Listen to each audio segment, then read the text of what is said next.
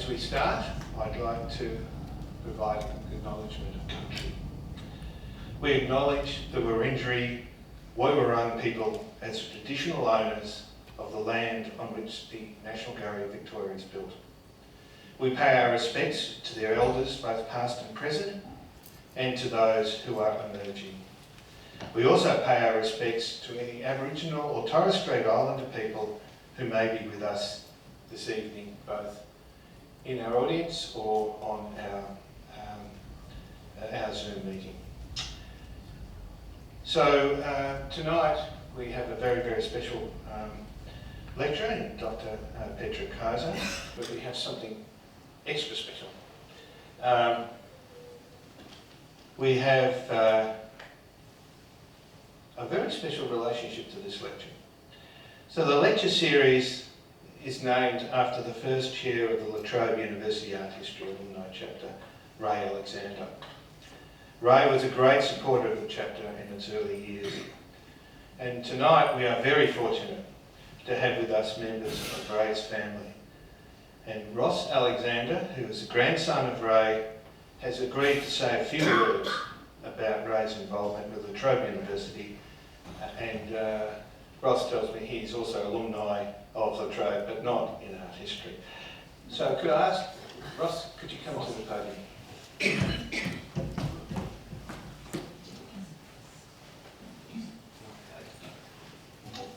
Thank you all very much for having me. I've been asked to say a few words tonight about the woman who this lecture is named after, Rae Alexander, or someone I call my grandma. Also a failed housewife, which was part of what this came from. Someone who sort of, not reviled, but disliked the endless tennis games, lunches, mindless socialising, and sort of was of those times. However, that did all change in the 1970s, when Prime Minister Gordon came to power and brought forth women's, free education, women's liberation, and what that meant for her. So in the 1970s, alongside my father, I should say, she enrolled in HSC. Completed that in 1974, with my father completing the same year. And I'd been told by him and by my aunt, my mother, that they are in fact studied together at the dining table. And as Rae would say, she passed with better marks than he did. Quite notably on a few occasions actually, and he went off to be a lawyer at Monash, so it was ongoing points of discussion. Truly, coming up quite frequently. So after completing HSC, she came to the Trobe, which for her was a whole new world. Years of pent-up youth spent reading English lit transformed into a love for fine arts, art history, higher education. She threw her life into the Trobe, to the art history chapter, and to education by and large. She tried and failed to get art history to be a love of her grandchildren. My brother is decidedly sport-leaning, and I myself go into the edge of politics. So you'll forgive that of me, I think. But still, a proud La Trobe alumni nonetheless. From that point on though, La Trobe became her life. Her children grew, got married, had kids, left her. But she kept educating herself, finding new pathways to help develop La Trobe as an institution. She was drawn towards this growing university, its nascent art division, its activism, its openness, all the things that she missed in those early years. I often say my grandma wasn't suited to have kids, to be a mother, in a kind way, but I think if she were born today, we would be witnessing one of the better, perhaps great minds, in my biased opinion, in art history. So I think in that spirit of untapped potential, of consistently growing, evolving, educating ourselves, I want to thank you all for coming and for keeping this, what I practice to say is her lecture series. When I was at the Trobe, I would often remark, this is my family's, this is hers.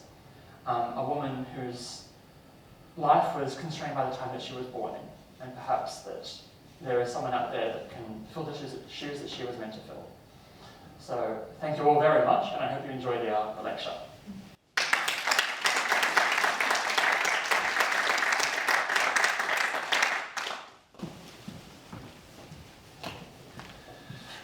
Thank you very much, Ross. That's wonderful to hear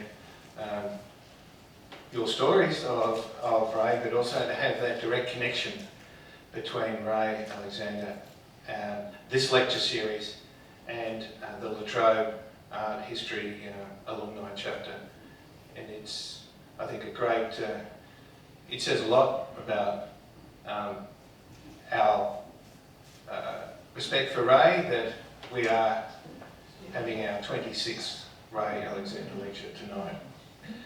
Also, I'd like to just acknowledge in the audience tonight 4 very special people. If we think about the history of the Art History Alumni chapter, we have 4 ex-chair people in the audience. Angela McGuinness, June Lawrence, Sandra Nicholson, and Esther Thielen. So 4 chairs of this august chapter are here with us tonight. So that's a great privilege to have them with us as well. So it's now my pleasure to introduce our lecturer for this evening. Dr Petra Kayser is the Curator for Prints and Drawings at the National Gallery of Victoria. Her interests include the production, iconography and reception of German Renaissance art and the cultural history of early modern prints.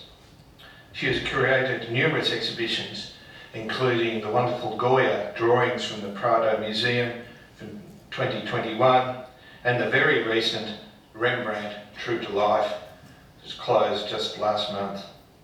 So following on from that excellent exhibition, Dr Kayser's topic for tonight is Rembrandt, Rebel and Innovator. Please welcome Dr Kayser.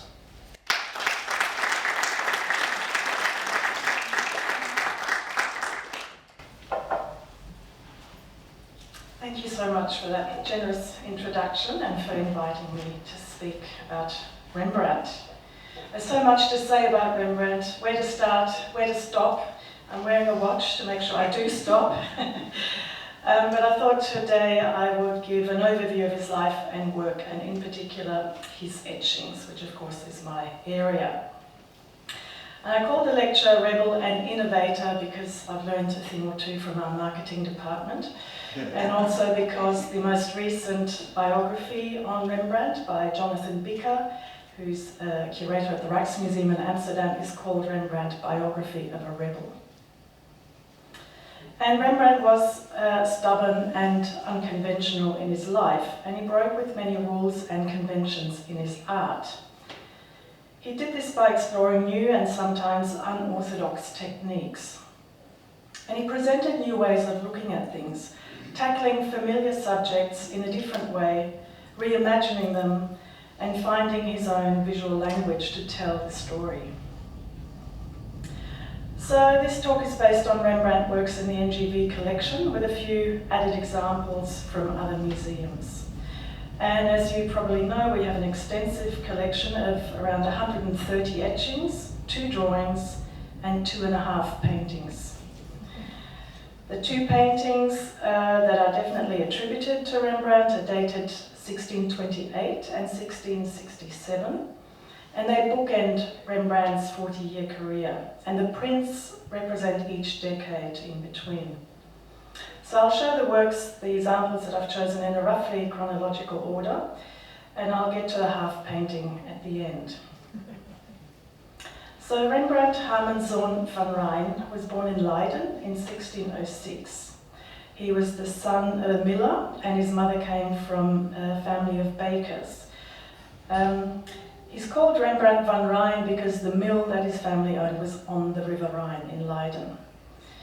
And he was one of 10 children. He went to a Latin school, which means he was well educated, well versed in Bible studies, but also rhetoric and Greek and mathematics.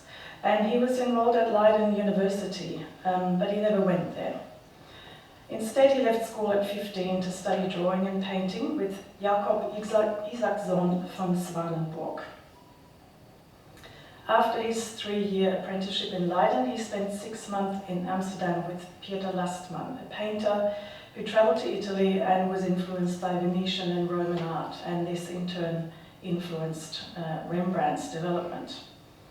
So Rembrandt returned to Leiden in 1625 when he was 19, and he set up a studio alongside, possibly together with his fellow artist Jan Lievens. So Rembrandt was 19 when he embarked on his career, and that was actually pretty odd because Lievens was getting portrait paintings, commissioned paintings by age 14. He started his apprenticeship when he was around 9. And Rembrandt started making prints in his early 20s.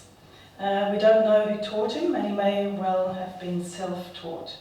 And what we're looking at here is his earliest dated self-portrait etching from 1630, on loan from the Rijksmuseum. This was the first image, for those of you who went to the exhibition, the first image in the exhibition, which I had to sort of argue to do, because normally you wouldn't start with an etching this big. You'd have a big painting or something, sort of overwhelming moment.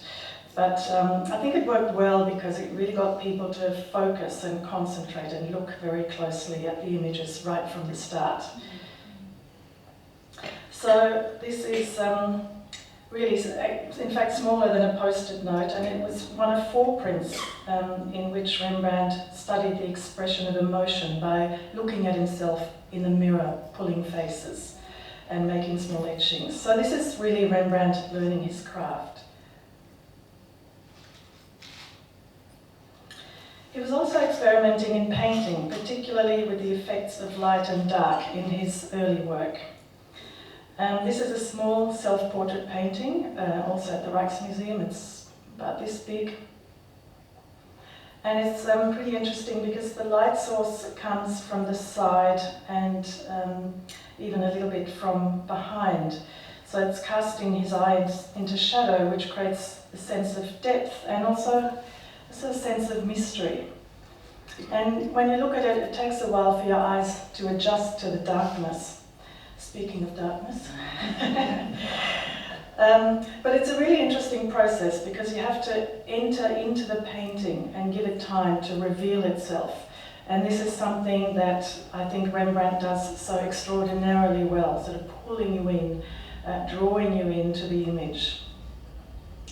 The detail on the right shows how he scratched into the wet paint in the curls of hair, probably with a wooden end of the brush to add texture. And it's a technique that he and Lievens developed together, or possibly simultaneously. So really, even at this early age, I think it never ceases to amaze me. All of those, that sort of drive and curiosity and the invention, it's all there.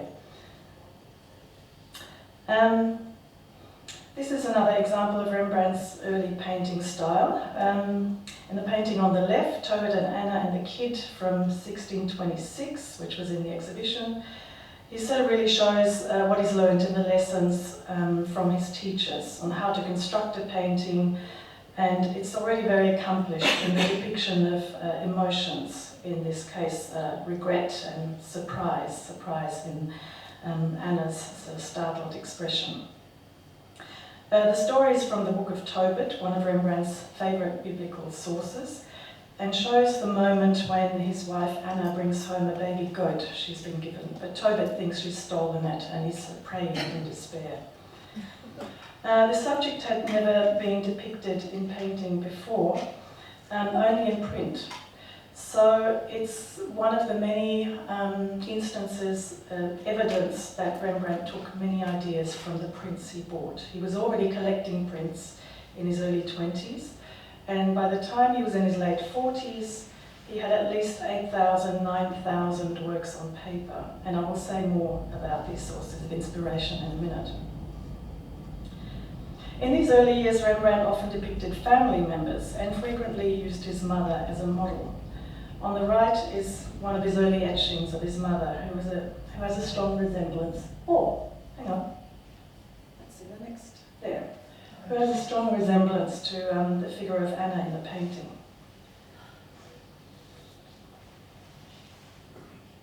When I looked for images just for this PowerPoint. I was looking for an image from the NGV collection of that little print of his mother, and I just put in Rembrandt's mother with hands folded. And all of these strange images came up. So that's ours on the top, as it's meant to look. But these are these three odd little fakes or strange reprints of the print. And I thought I'd sort of just show them because I think it's quite amusing to get a sense of the sort of complexity of Rembrandt's work. It's not only the paintings that are constantly being discussed in terms of attribution and reattribution, the prints are also, and the drawings, very problematic because when there's a Rembrandt for sale at an auction or it's not, you have to be really, really careful because you want a Rembrandt print made by him in his lifetime and not one of these strange posthumous ones. I don't even know what they are. I think a lot of his plates, out of 314, survived. So there's about 84 plates that have survived till today. And in the 17th, 18th century, there would have been more. And people would, when the plate was worn from many printings, sometimes re-etch them so that the work looked fresh and then print other copies. But I think these might be actual fakes because they look so different. This is very odd. And in the one on the right, they've actually combined two prints, a self-portrait by Rembrandt with the little etching of his mother. So thus is the market for Rembrandt works, even the little prints, that there was it was big business to reprint them and sell them. Here she is again, Rembrandt's mother, in one of my favourite prints, also very small, and just so extraordinary in its detail and its nuanced expression. And it's important to point out that printmaking did not have a subsidiary role in Rembrandt's work, but it was an integral part of his practice, equal to him in importance, these paintings and drawing. So he made 314 etchings by the time of his death in 1669, and in the process redefined the possibilities of the medium and really established new creative and technical standards. This portrait is his first dated print from 1628. And the NGV's painting of the two old men disputing was also made in 1628.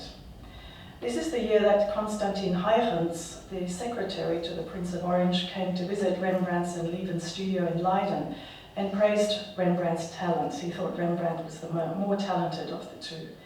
And he famously wrote that, to his astonishment, a youth, a Dutchman, a beardless miller, could put so much into one human figure and depict what is universal. All honour to thee, Rembrandt. Huygens did have one criticism of Rembrandt, which was that he showed no desire to travel to Italy to see the art of the great Renaissance masters like Raphael and Michelangelo. He thought that was a sign of arrogance. So Rembrandt never travelled outside the Netherlands, but he got to know the art of his predecessors and contemporaries through the artworks that were held in private collections and sold at auctions in the Netherlands, and of course through his ever-expanding collection of prints. So in 1631, aged around 25, Rembrandt moves to Amsterdam, the great metropolis and the centre of the art market. This is where he could really forge a career. He moved into the house of the art dealer Hendrik Eilenburg and soon ran his painting studio. And then over the next 3 years he received numerous portrait commissions, established his network and learned about marketing art, very important. In Rembrandt's time, the great majority of commissions were either civic or private. Royal patronage was not extensive in the Netherlands, nor were commissions from the church, because churches in the Protestant north did not require images of saints or elaborate altarpieces. So many works were produced this time, were made to be sold on the open market, and really for the first time in these kinds of numbers. Because burghers of the Dutch Republic like to decorate their houses with paintings and prints depicting biblical motifs, landscapes, scenes of everyday life, and character studies like these. So you could really say that this was, in many ways, the beginning of the modern art market. This genre here, known as tronies, were paintings and prints not of individuals, but of character types. And this was a very popular genre and one that Rembrandt excelled in. He frequently dressed his sitters and himself, in the case of the etching on the right, in exotic or historicising dress with accessories like plumed berets, turbans and jewellery. And although he didn't travel, he was fascinated by non-European cultures. He collected clothes, artefacts and weaponry from Turkey and India and Japan, which he then used as props in his paintings and prints, and his students also had access to them when he had apprentices. So because these weren't portraits, the artist didn't have to achieve a likeness to please the sitter. He had the freedom to invent a character. And tronies were made as autonomous works like this, and also as studies for figures in historical and biblical compositions. This is the Triumph of Mordecai, just one of many, many examples. And it's just, he's using these kinds of clothes and headdresses and weapons to really locate the scene, the biblical scene in the Holy Land. So it's a kind of 17th century Orientalism, Rembrandt's idea of what these people and cities, including the architecture, looked like. Here's the print we saw earlier with his mother replacing Saskia. So in 1634, Rembrandt married Saskia Eilenburg, the young cousin of Hendrik, whose painting studio he'd been managing since his arrival in Amsterdam. And Saskia really provided Rembrandt with a female type that he frequently used in his portrayal of women. She was cast in various mythological and biblical roles. Here she is as St. Catherine on the right. We think it's St. Catherine because of that wheel on the right, in the right bottom corner.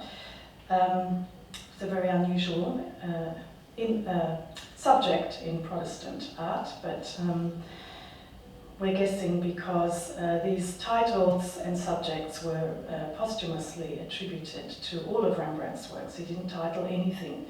So these titles are given posthumously, subsequently by art historians. So in this same year, 1634, he married Saskia, and he also joined Amsterdam's Painters Guild, and that enabled him to set up his own workshop and take in apprentices. This is Rembrandt in 1639, a really key image. He's made it. He was the most successful artist in Amsterdam at this time. He bought a great house, which is still extant. It is now the Rembrandt House Museum. And he ran a successful workshop with his apprentices paying up to 100 guilders a year, the highest tuition fee in Amsterdam. At least around 50 of his apprentices or students are known by name, and there would have been many more, probably up to 100. So in a way, he really sort of trained a generation of artists. And they weren't all students. Some of them were masters in their own right, but they came to Rembrandt to learn his fashionable new style. And by that I mean his painting style, his etching and drawing style, but also skills in composition and invention, thinking through the whole process of how to make an image. So here he is, self-confident, flamboyant, with long hair and a manicured gentleman's moustache, and is wearing Renaissance dress rather than 17th century clothing. He turns towards us with his arm resting on a stone sill, a pose adopted from portraits by Titian and Raphael. We know he saw the Raphael painting on the right at an auction in Amsterdam, and he made a little sketch of it. And the Titian painting on the left was in a private collection in Amsterdam as well, so it's very likely he saw the painting. If not, he would have seen a reproductive print of it.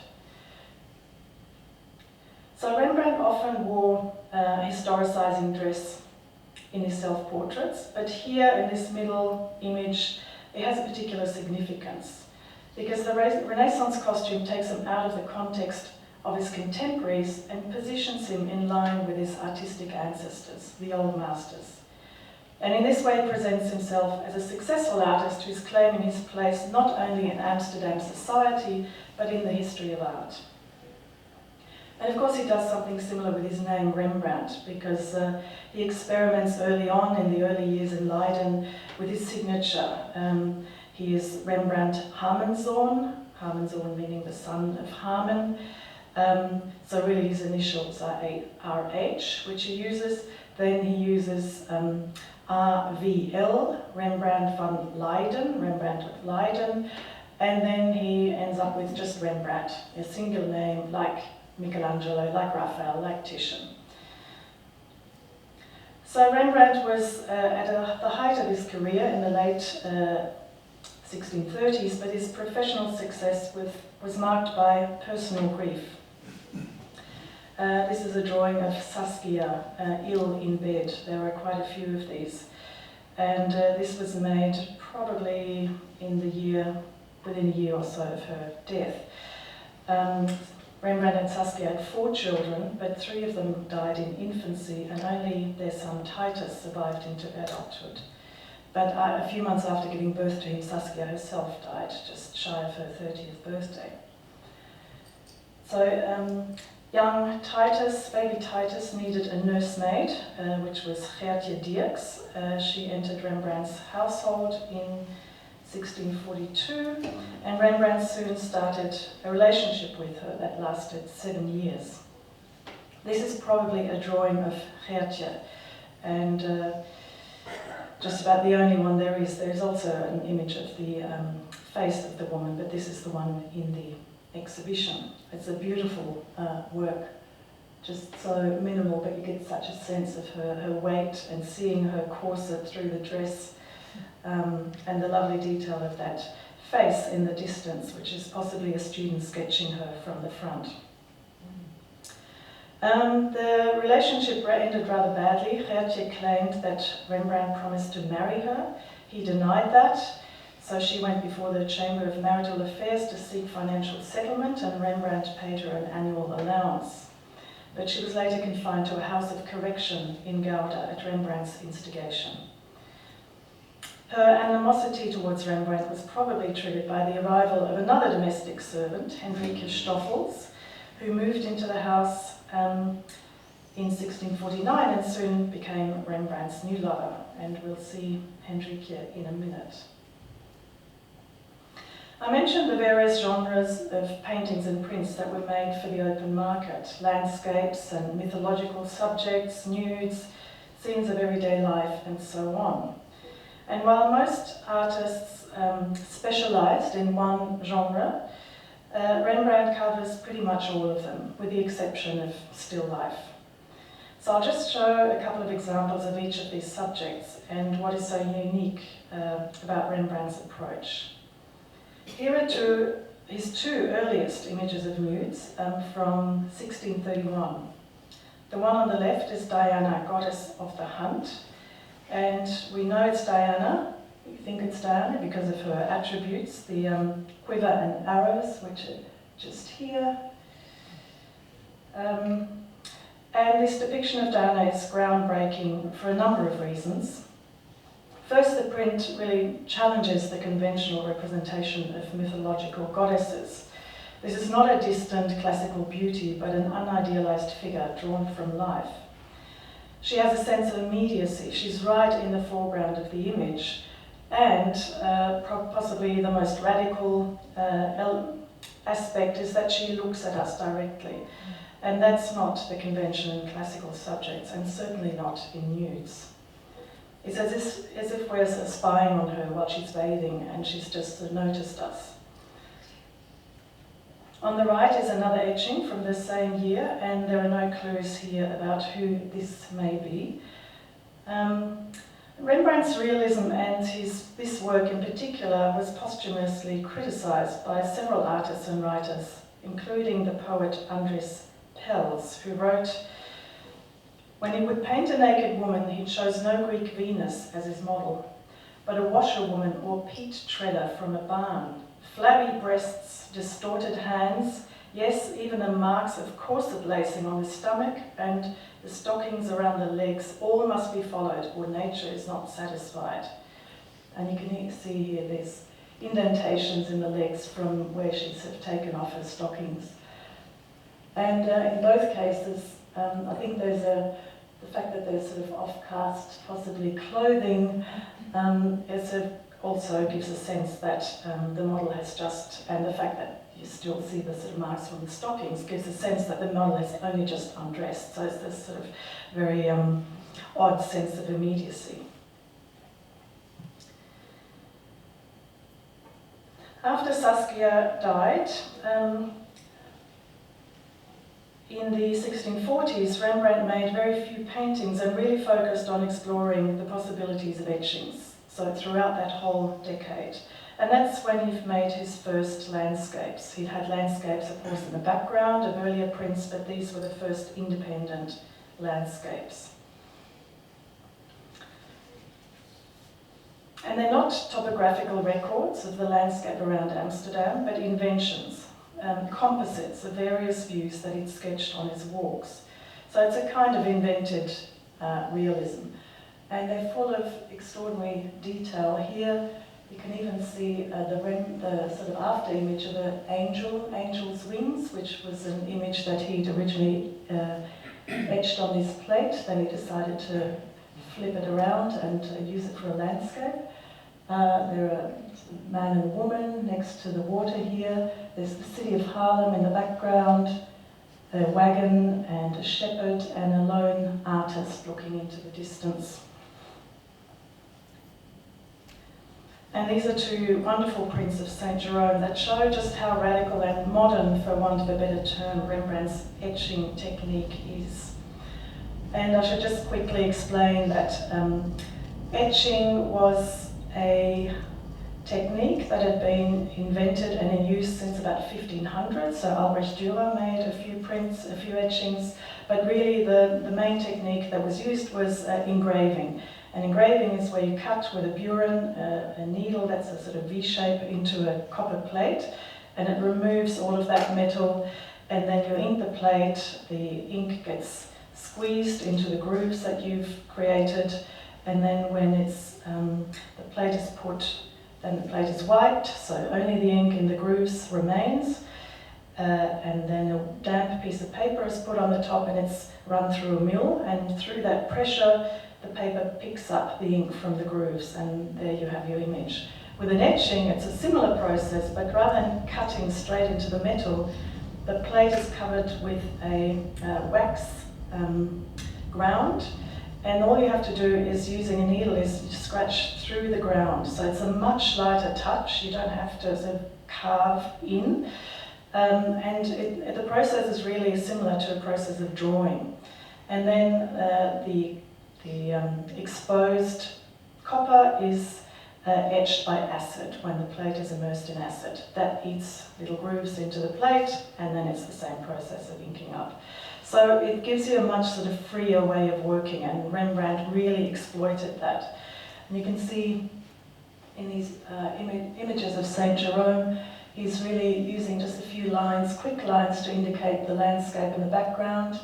I imagine this started as a study of a sort of old willow tree, then he's added this makeshift desk and the figure of St. Jerome with his attributes, the skull and the lion, which looks a lot like a pussycat there, because he hadn't really seen real lions. But by the time he gets back to St. Jerome, about 5 years later, he had actually sketched real lions, so you can see the difference there. But just the fact that he leaves all of this space blank and just indicates the landscape in the background, and leaving this blank again to sort of create a sense of light flooding, illuminating the landscape, is just really extraordinary. And he's also just sort of depicting St. Jerome as a sort of relaxed elderly man who's taken his feet out of his slippers, who's just reading in the sunshine, and he's put a sort of an Italian landscape in the back, which he's taken from one of his many Italian prints.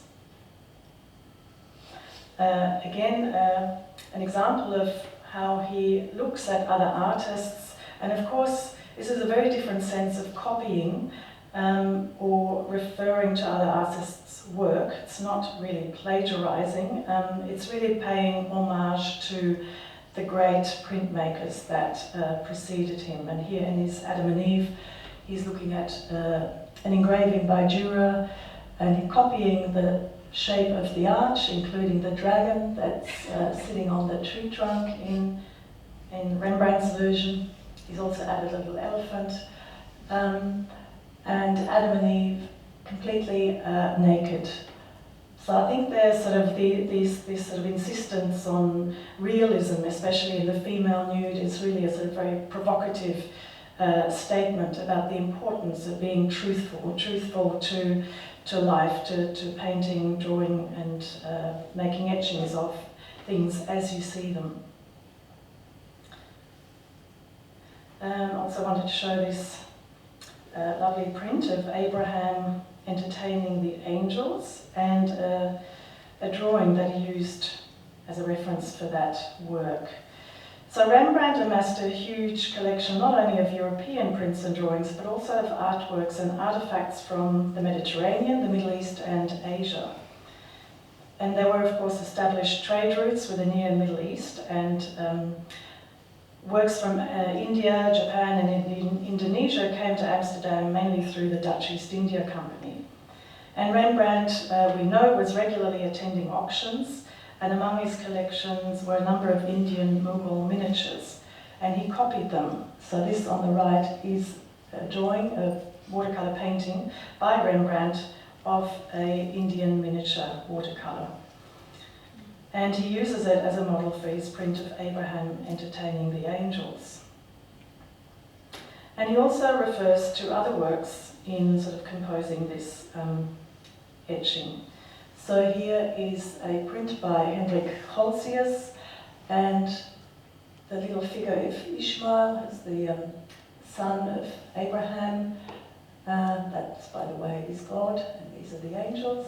Abraham is coming up to bring a drink, and there's his wife Sarah inside. But this little figure of his son is taken from a print after Raphael, where he's taken this Cupid, removed the wings, put clothes on him, and reversed him, of course, in the process of print. The image is always reversed.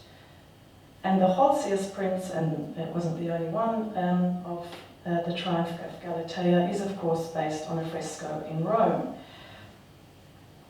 So that's of course how images travel through print. So you don't have to travel yourself. You can, by collecting these prints, artists could familiarize themselves with styles and the iconography and various sort of artistic traditions. And I think Rembrandt, by using this little Cupid, he often cites details like that to amuse himself. So he constantly drew on his art collection for his own compositions and also used them in his teaching. His student Samuel van Hoorstraten wrote that prints were the messengers and interpreters, telling us the content of works of art which are either far away or already old. Now, I can't go past the night watch, it's so important. As I mentioned, Rembrandt started his career in Amsterdam as a portrait painter and quickly became the most sought-after artist in the city. But from the mid-1630s, he turned away from portrait commissions and focused his attention on history painting. History painting encompassing biblical and mythological as well as historical motifs.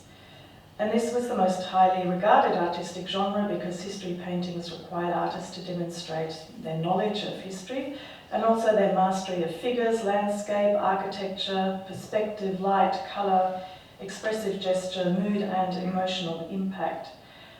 And the Night Watch has every characteristic of a history painting, but it is of course a group portrait of the militia company.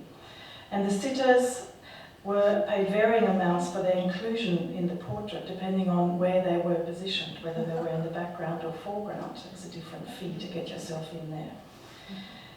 And to come up with something entirely original and dynamic, Rembrandt constructs the portrait like a history painting. And in his etchings, he was equally ambitious. He created dramatic narratives that express the emotions of each protagonist, but on a small scale and in a monochrome medium. This is the 100 guilder print, so called because an impression was sold for the exorbitant sum of 100 guilders, which was the price of a really high quality painting at the time. It was several years in the making, and it really is an unprecedented achievement in the medium of etching, both in composition and technique. It combines several episodes from chapter 19 in the Gospel of St. Matthew, bringing together a diverse group of people who gather around Christ preaching.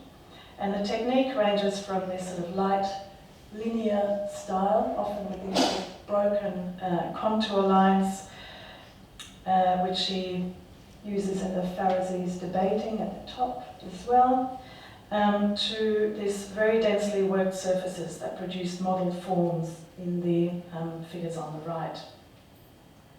And here in a detail you can see some of the animals. There's a donkey here, that's his head. There's the camel, which of course refers to the saying that it's easier for a camel to pass through the eye of a needle than for a rich man to enter the kingdom of heaven. There's beautiful details like the shadow of this woman's hands and face. She's casting a shadow on Christ's robe, which, if I can go back, is something he does in the Night Watch as well. You see this hand is casting a shadow here on this man's jacket.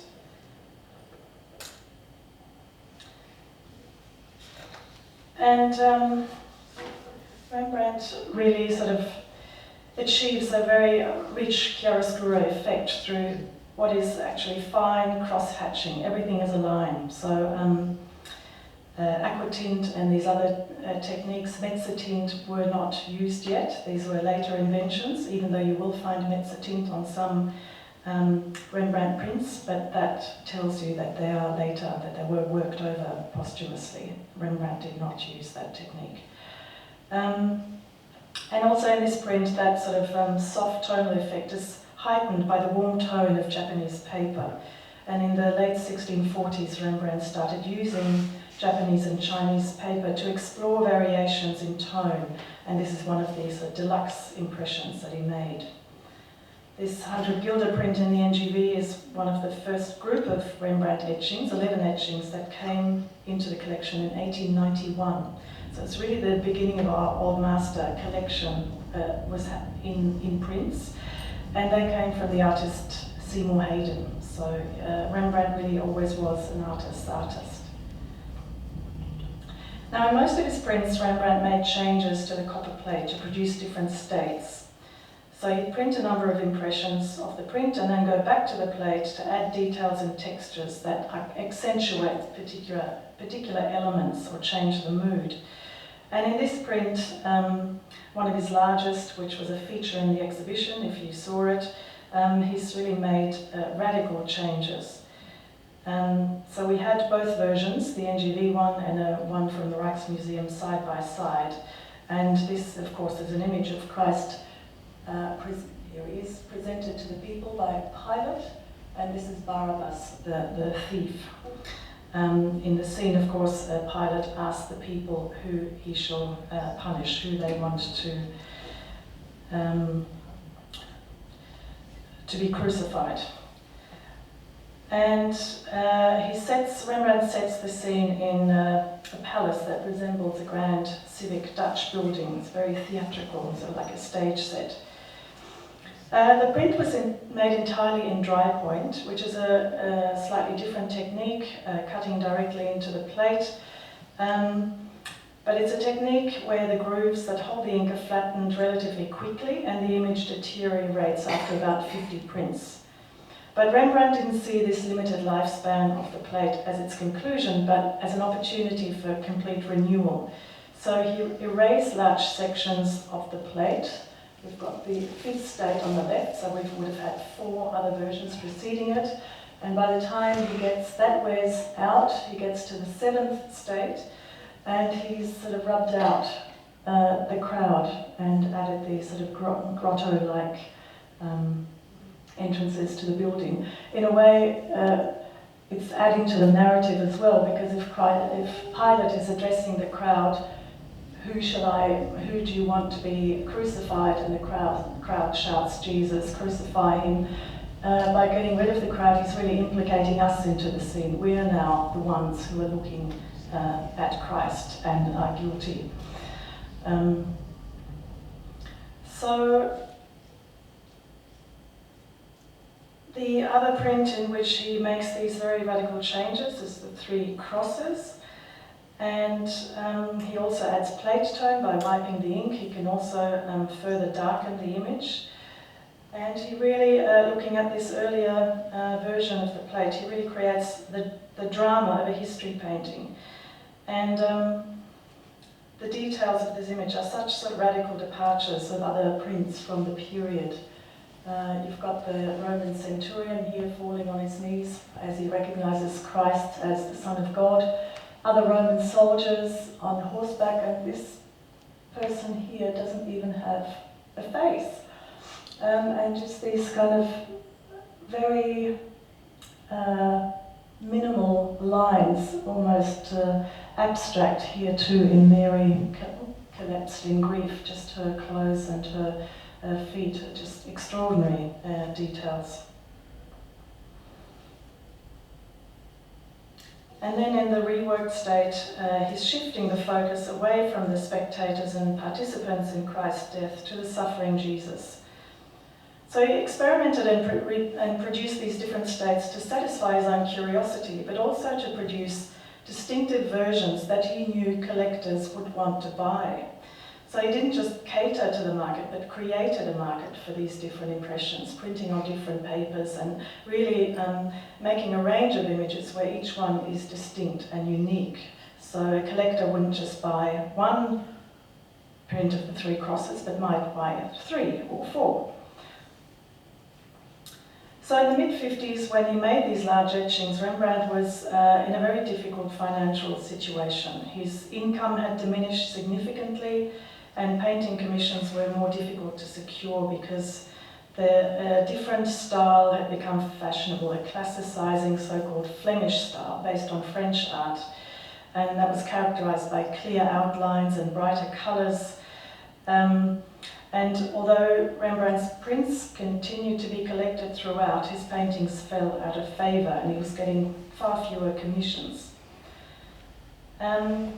So there were other factors as well that affected Rembrandt's professional fortunes, and in 1656, when he couldn't pay the debt that he owed on his house, Rembrandt had to declare insolvency.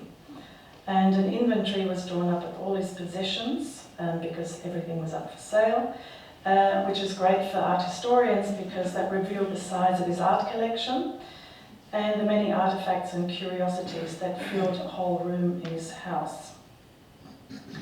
The house also had to be sold, and in 1658 Rembrandt had to move to a much smaller rental property.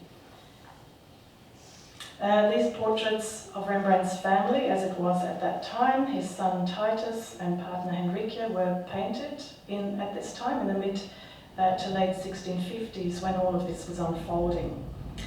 And Henrike on the right had been living with Rembrandt for several years, and if the dating of that painting is correct, 1654, she was pregnant at this time with their daughter Cornelia. Rembrandt never married Henrike because there was a clause in Saskia's will, his wife's will, that stipulated that he had to give up half of his estate in the event of a subsequent marriage.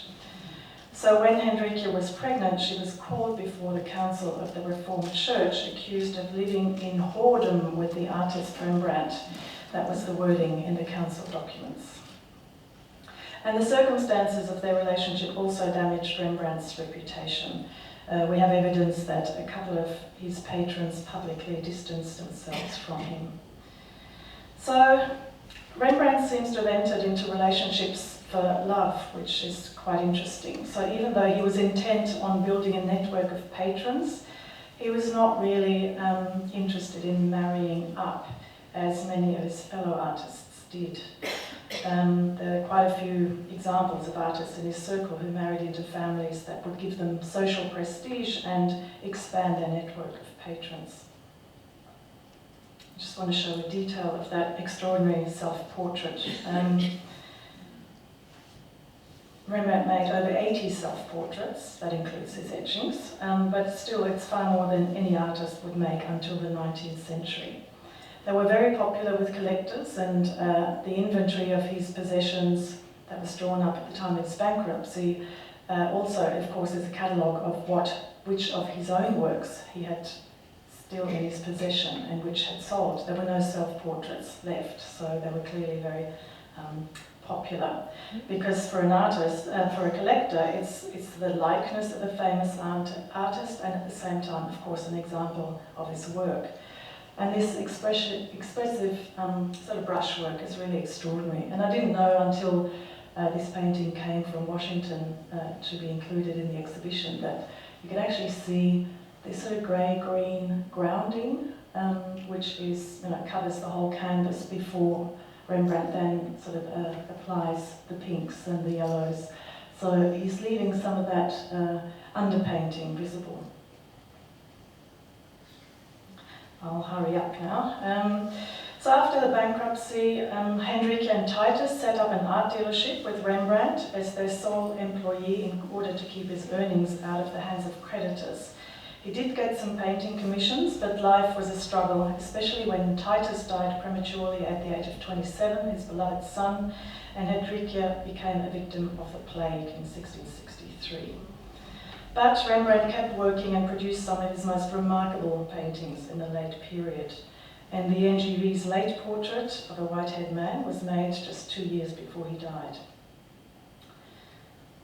Rembrandt also made portrait etchings like these two, and I don't have time to go into those. And just to cover all of his, his extraordinary repertoire, I've just included some scenes of everyday life, a very important and popular genre in 17th century Dutch art. This lovely one of Jews in a synagogue and a very related drawing. And this wonderful print of beggars receiving alms, although as one of the contributors to the exhibition catalogue speculates they could be itinerant workers who are being paid for having done a day's work by the wealthy man in the house, because they don't look quite scruffy enough for beggars. And I find the one on the right quite interesting. It only occurred to me when I hung them together in the exhibition that this figure on the side looks quite a bit like this woman. And but what is interesting about it, I think, is that it looks like a drawn study sheet in which the plate is rotated like a sheet of paper to accommodate several unrelated drawings. And we can follow the artist sort of observing, thinking, making representative decisions in the act of sketching. And although Rembrandt did not sell his drawings, he sold etchings that looked like spontaneous drawings, knowing that these would appeal to connoisseurs who were interested in sort of getting an insight into the artistic process. And I'll just want to finish by mentioning the half painting. You may know this, but it was purchased by the NGV in 1933 as a self-portrait. And then the Rembrandt Research Project, which is an organisation, a Dutch government-funded organisation whose sole purpose it is to decide what's the real Rembrandt and what isn't, because, of course, studio practice at the time meant that the master could, first of all, his apprentices, his students were painting in his style, so they were sometimes very close to Rembrandt's own paintings visually, but as the master, he also had the right to sign them and sell them. So even a signature by Rembrandt, a real signature, doesn't mean necessarily that the painting is by Rembrandt. And the Rembrandt Research Project decided what was a Rembrandt and what isn't. And when they came to Melbourne to see this, they demoted it, which is, of course, a complete disaster, because It's a bit embarrassing, but it also means that the market value of the painting just plummets. And we have had it cleaned, and the latest consensus is that it does have Rembrandt's hand in it. It's a work by a student, possibly copying a Rembrandt self-portrait. Oh, I'm just realising how difficult it is to see. Anyway, but you probably can't see the difference between the uncleaned and the cleaned in this case. But it does show that, first of all, we know it comes out of Rembrandt's studio because of the canvas it's painted on and the quartz ground that's in the underpainting, which only Rembrandt did. So we know that all of that came from the studio in the 1660s, and there's another painting that comes from the same batch of canvas. So that's secure, but it does also look like Rembrandt painted. He had his hand in there as well as his student. And it is an unfinished painting, which is why there's no comparison in terms of quality to that self-portrait, the 1659 self-portrait that I showed.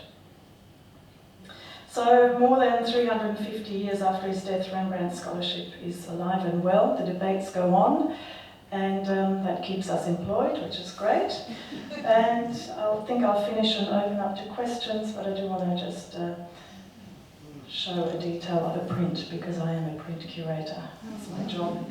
And also this little drawing that I thought was interesting, because it's by a student of Rembrandt's, and it just gives you a little bit of insight into Rembrandt's teaching, because the student drew the scene of the Annunciation, the Archangel Gabriel here appearing to Mary, and Rembrandt then suggested his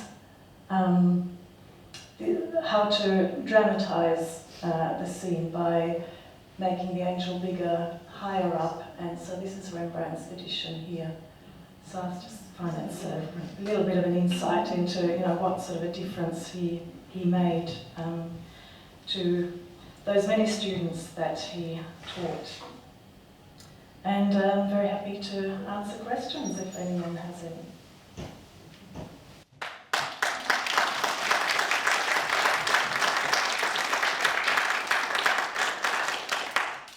Thank you very much, Petra.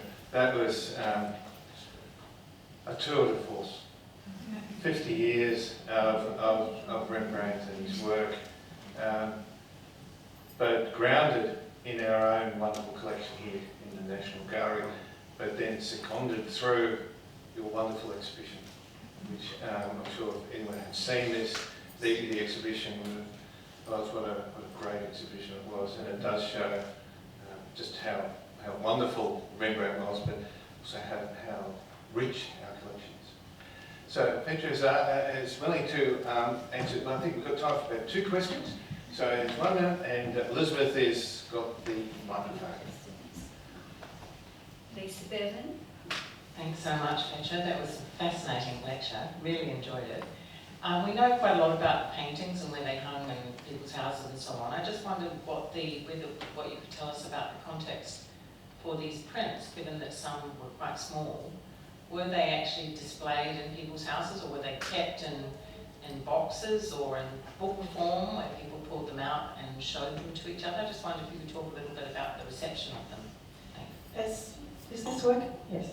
As far as we know, they were kept mostly in albums, because that was the way that prints were usually kept and shown. And there are also, we know of some collectors in Amsterdam, like Abraham Franken, who is portrayed in one of the portrait etchings. He did have a little corner of a room where he displayed etchings, so of course he probably rotated them, but that was quite unusual, I think, for a collector who also made etchings himself, because of course he knew the impact of light and humidity, and Rembrandt prints were highly valued in his lifetime and in every period afterwards. So they were very well cared for usually, which meant keeping them in albums,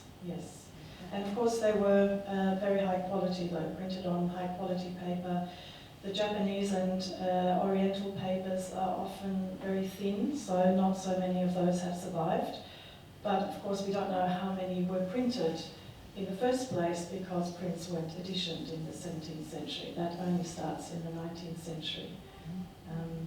So we have a massive catalogue raisonné of Rembrandt's prints. It's a 7-volume work by Eric Hinterding, who works at the Rijksmuseum, and he lists for every Rembrandt print, every one of the 314, he lists where the wood quality impressions are, and every state. It is really a sort of incredibly complicated field. So the first state has these these qualities. The second state is different here and there, and ours are included in that sort of big work.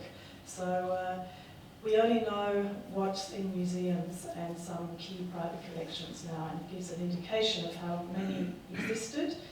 And of course, then there were many posthumous ones that were printed.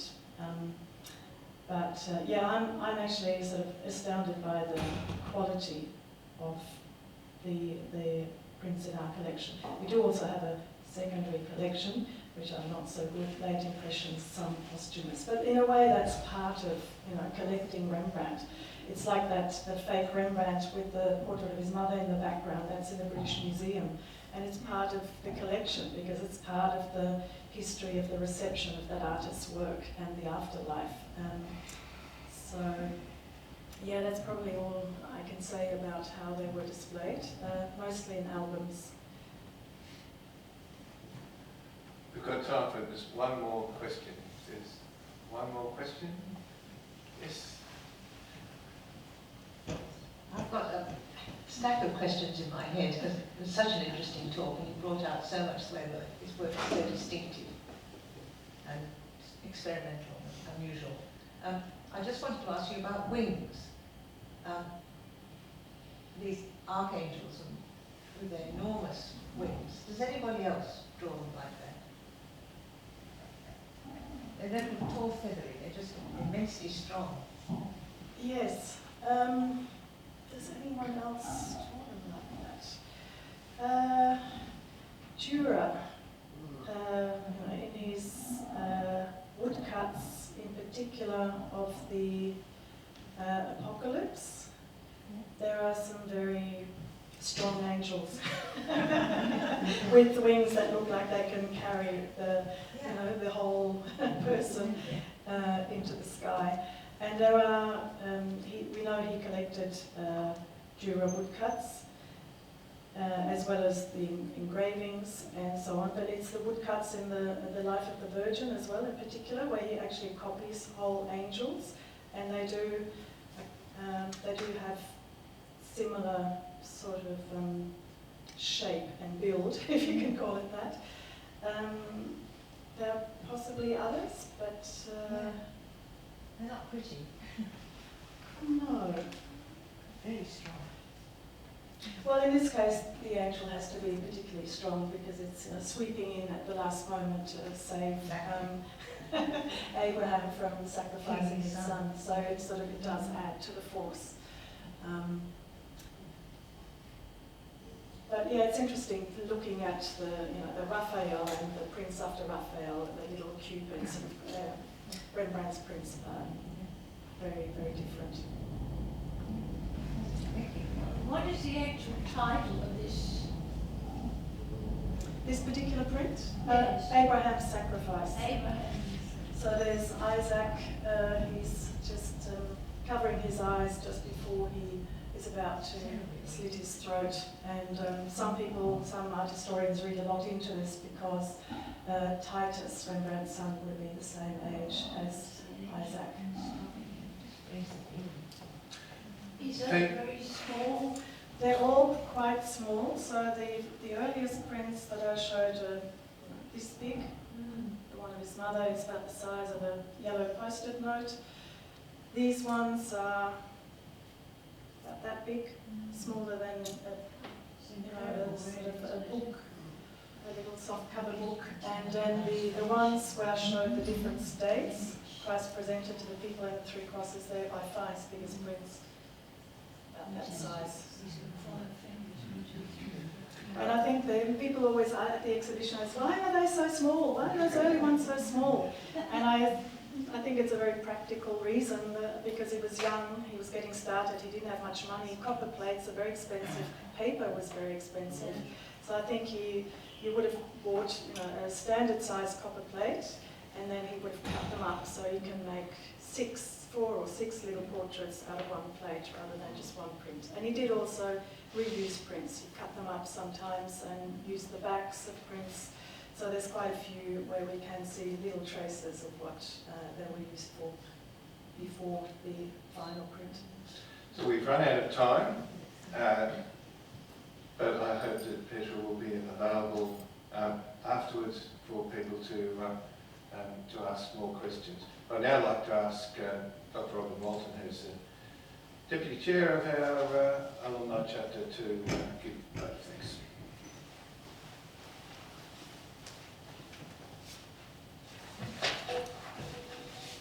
Well, it's my pleasure and honour to give the official thanks this evening. So first of all, thank you to Petra very much on behalf of a few communities or groups. First of all, obviously those who are here present this evening have had a delightful time and learned a great deal, I think, in different ways, particularly on the detail of these prints. It's extraordinary. Thank you also on behalf of those who've watched at home or elsewhere on Zoom, and thanks on behalf of those who in the future will watch on YouTube. It's being recorded tonight, which has been quite a lot of effort by several people to do. And also I wanted to give thanks to those who've made the lecture happen this evening and those who in the past have put these lectures to us. We're talking about the Trobe Uni's Art History Alumni Chapter, its current members and its friends. We're talking about NGV and La Trobe staffers and associates who've done a great deal of work, as you would imagine, behind the scenes with all the details. And in the past, those who actually initiated and named this series of lectures and have kept it going 26 years, as we learned. It's quite an extraordinary effort, and a number of you are, shall we say, suspects. You know, you've done a great deal of work in the past in bringing it to the community, so we thank all of those people as well. And I think, it's something that obviously has perpetuity, a legacy, and will continue. And thank you very much for supporting it, particularly Petra.